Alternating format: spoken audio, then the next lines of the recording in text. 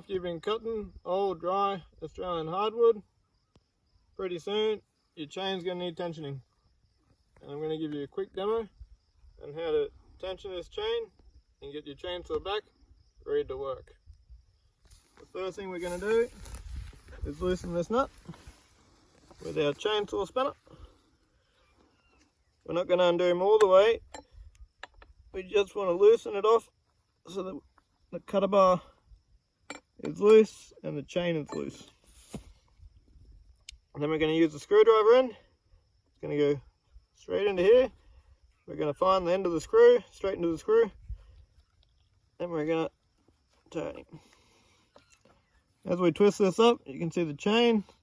There's a little screw mechanism in there that's pushing the cutter bar out a bit further to take up the slack. So we're just going to turn him up. So the chain's gone back into the guide rail. So we're just going to see if we got him a good tightness. We can pull him up, but he doesn't go all the way back in yet. So we need a little bit more.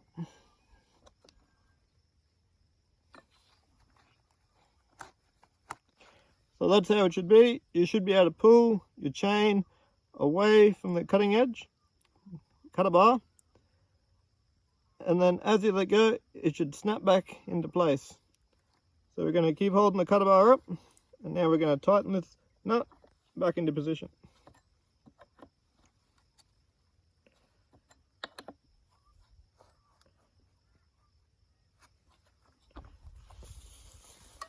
Now our chainsaw's ready to get back into work.